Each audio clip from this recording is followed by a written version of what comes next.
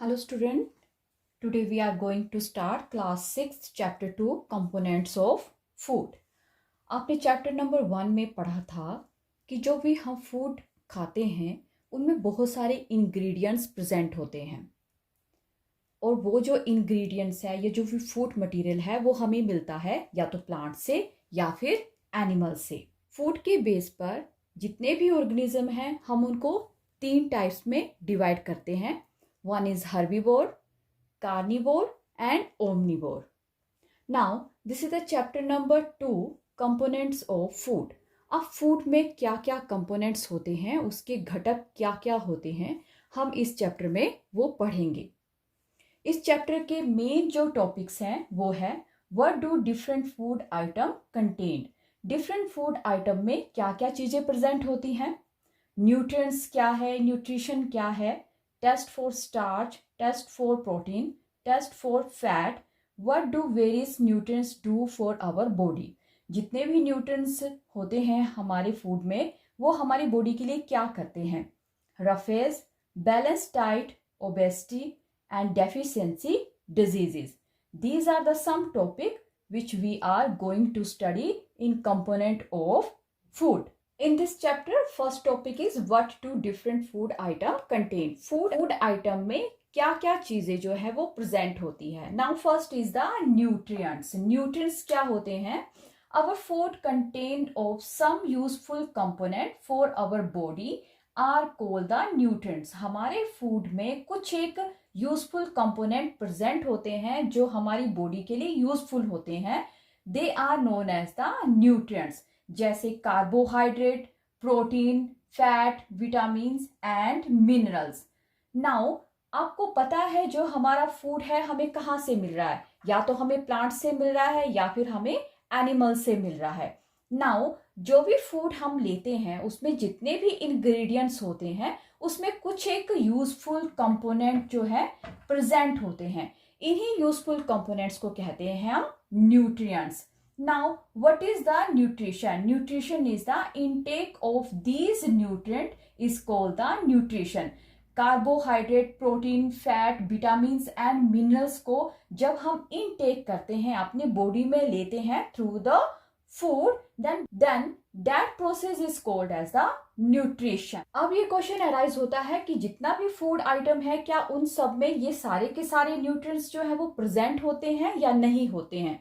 हमें कैसे पता चलेगा कि हमारे फूड में कार्बोहाइड्रेट, प्रोटीन, फैट, विटामिन और मिनरल्स जो है वो प्रेजेंट है। अब क्वेश्चन अराइज होता है how to know the presence of nutrient in our food.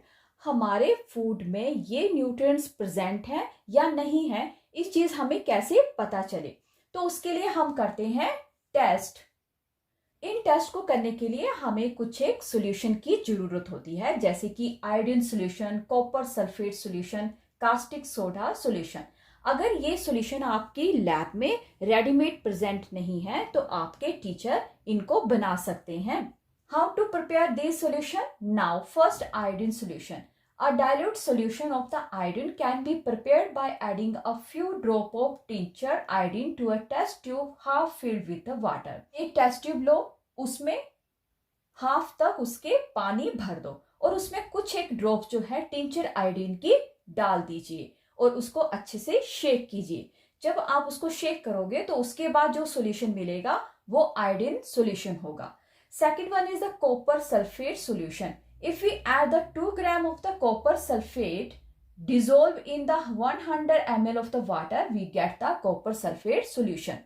अगर हम 2 ग्राम कॉपर सल्फेट को 100 ml ऑफ वाटर में डिजोल्व करते हैं तो हमें कॉपर सल्फेट सॉल्यूशन मिल जाता है।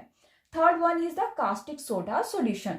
If we dissolve 10 gram of the caustic soda in 100 ml of water, we get caustic soda solution.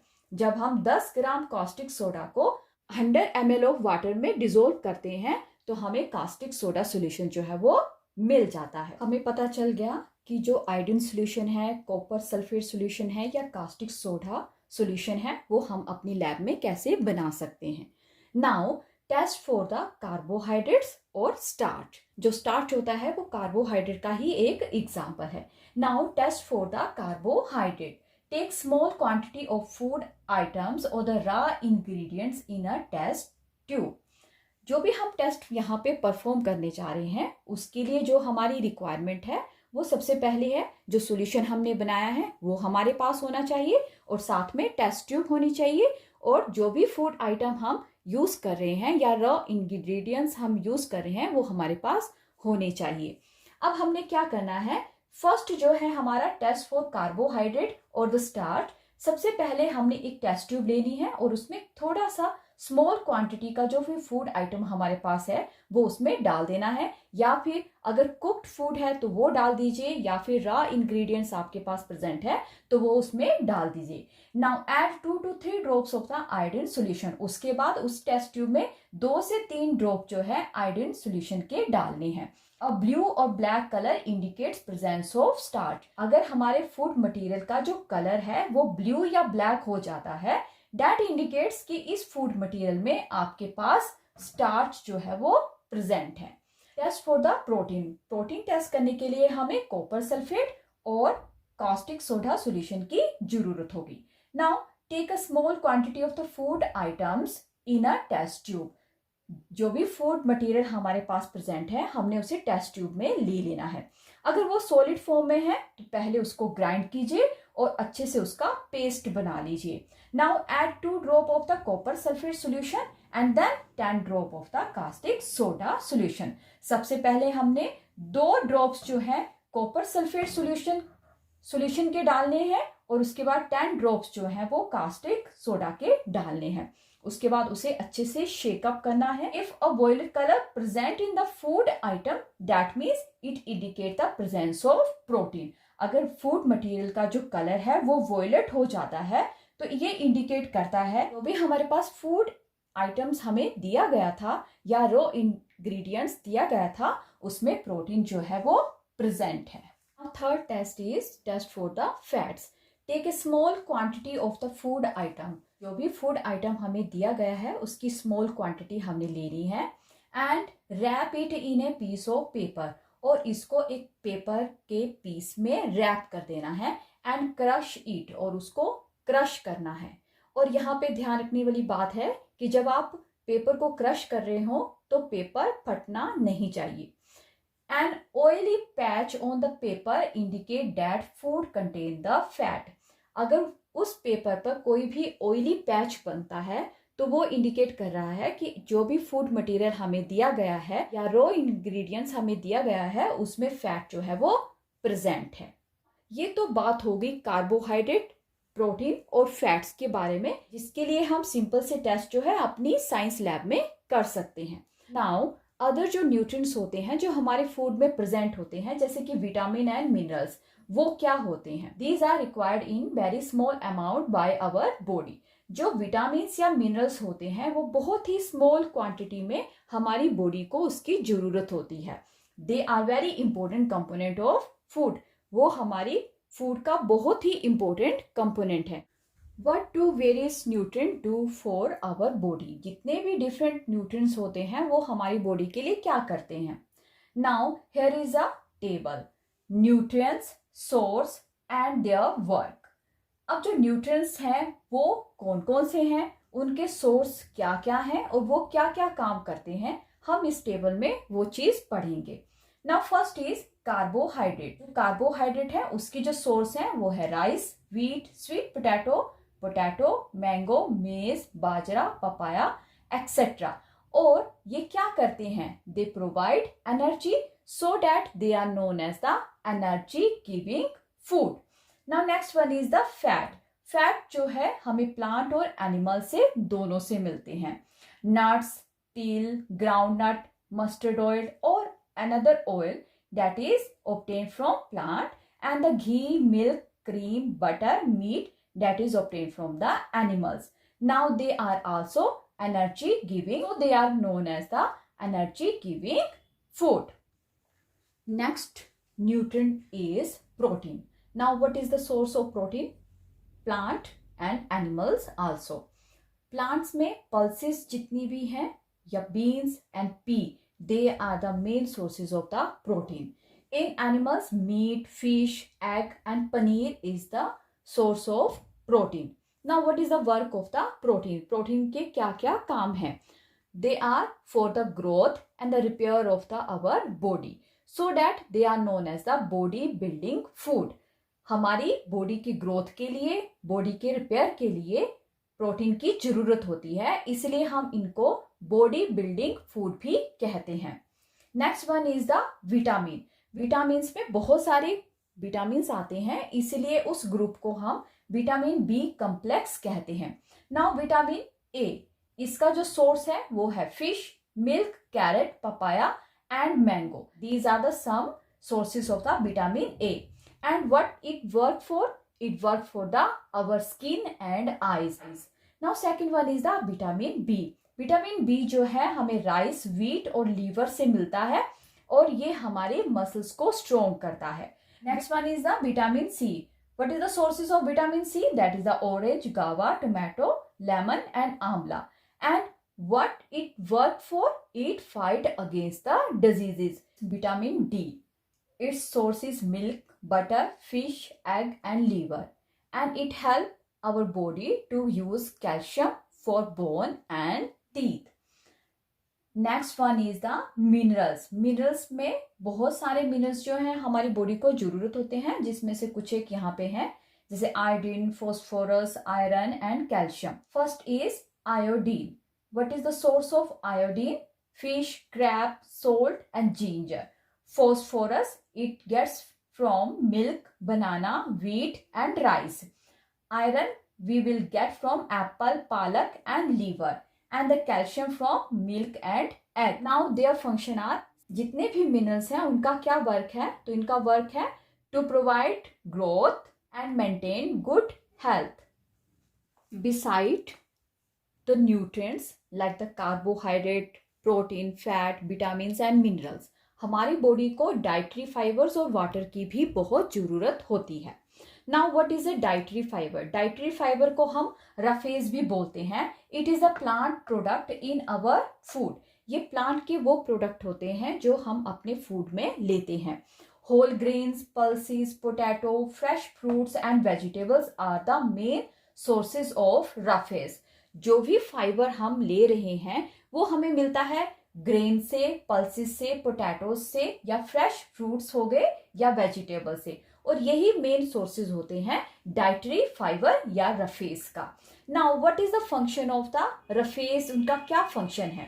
They do not provide any nutrients. Simple सी बात है, जो रफेज होते हैं, जो डाइटरी फाइबर्स होते हैं, वो हमें किसी भी तरह के न्यूट्रिएंट्स जो है वो प्रोवाइड नहीं करते हैं. They only help our body to get rid of undigested food. उनका क्या काम है कि हमारी बॉडी में जो अनडाइजेस्टेड फूड प्रेजेंट होता है उसको बाहर निकालना. Now next one is the water. Water help in absorbing nutrients from food. जितने भी न्यूट्रिएंट्स फूड में प्रेजेंट होते हैं उसको हमारी बॉडी में एब्जॉर्ब करवाने का जो काम है वो वाटर करता है. And also remove the wastes from body as urine and sweat. और this is the dietary fiber and water. जितने भी न्यूट्रिएंट्स हमारी बॉडी में प्रेजेंट होते हैं उनके साथ साथ में हमें डाइटरी फाइबर्स और वाटर की भी जरूरत होती है. Now next one is balanced diet. A diet is said to be balanced when it provides the proper amount and the proportion of carbohydrates, proteins, vitamins, minerals, rafes and water. That diet is called as the balanced diet.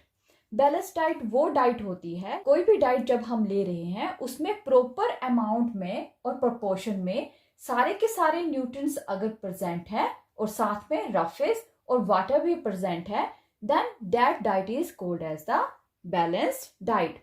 Now what is obesity? Excess fat containing food cause the obesity. जब हम access में food, ऐसा food खाते हैं जिसमें बहुत ज़्यादा fat होता है, तो वो ओबेसिटी कॉज करती है, डेट इज मोटापा.